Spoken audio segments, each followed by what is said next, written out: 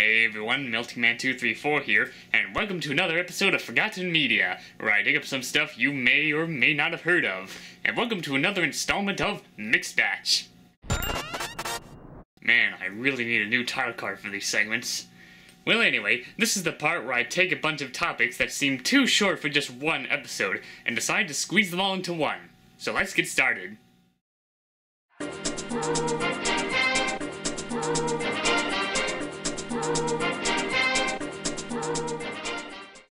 There is a ton of forgotten Oz-related topics that I could do on this show.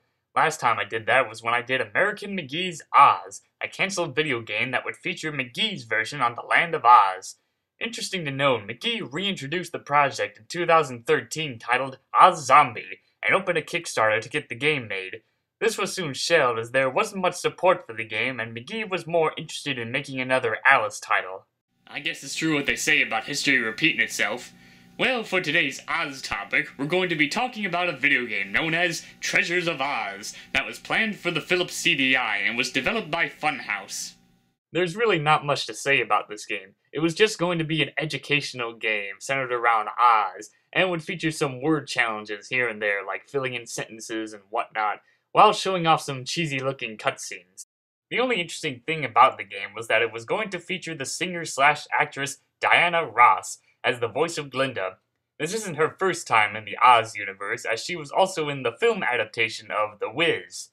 The game itself was soon cancelled, likely to how the CDI console wasn't selling that well. So, there you have it. Treasures of Oz remains to be a treasure buried deep inside of a trash can. All the kids like Kiko, Kiko the kangaroo. No one else can equal the things that he can do.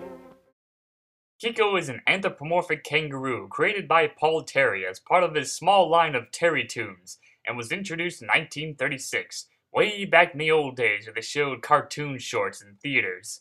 The creation of the character occurred when Paul Terry and his friend, Roger Ferry, had a discussion about how it would be a great idea to have a kangaroo as a cartoon character, and that's where Kiko was born. His first appearance was in a Farmer Alfalfa cartoon called The Prize Package, and the story to that short is that Alfalfa's brother gives him a note that says that his pet will be coming over for a visit. So he gets all excited about it, only to be disappointed that the pet is actually a kangaroo, which is something that he did not expect to see. After that, Kiko went on to star in his own cartoons most of the time. Kiko was more of a happy-go-lucky, curious kangaroo, who was always ready for some fun. At first he started off as being a jerk, but later on the character became more of a likable character for a short time.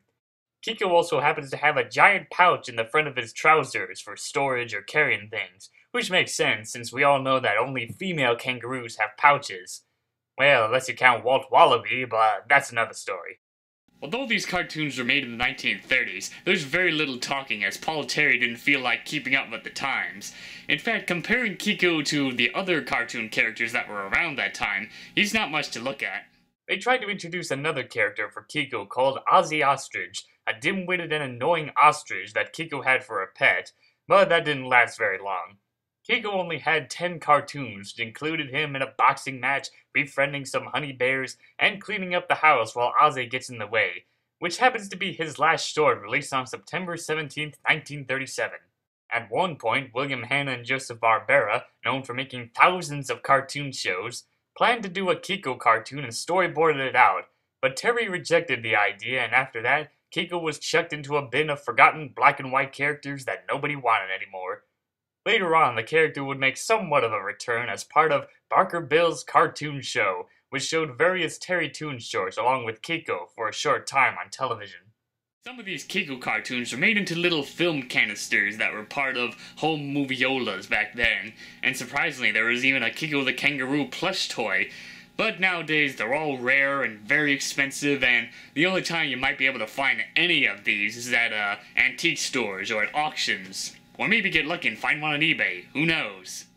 At least YouTube has some of the Kiko shorts uploaded, but I do think Kiko deserves a DVD release that contains all of his cartoons. So that's Kiko the Kangaroo. He wasn't much, but he was a unique character for his time. What's in my wonder ball? Who knows what surprises a wonder ball can hide? Ah, the Wonder Ball. Now this brings back some nostalgia for me.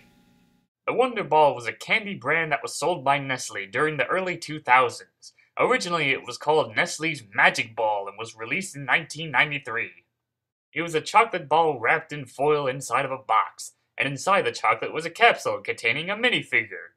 It's very similar to Kinder Surprise, a brand of candy only sold in the United Kingdom, where it's a chocolate egg with a capsule containing a toy inside. The minifigures inside the Magic Ball were Disney characters such as Hercules, 101 Dalmatians, Hunchback of Notre Dame, and Aladdin. This was very short-lived, as the United States bans candies from being sold in the market that have little minifigures or toys inside of the candy, as they would be pretty much considered choking hazards for children. Oh sure, they came inside little plastic capsules, but still, kids could choke on them. Just like how people complained about kids choking on these plastic Pokeballs that Burger King used to sell. Even though, to me, it does seem a bit far-fetched.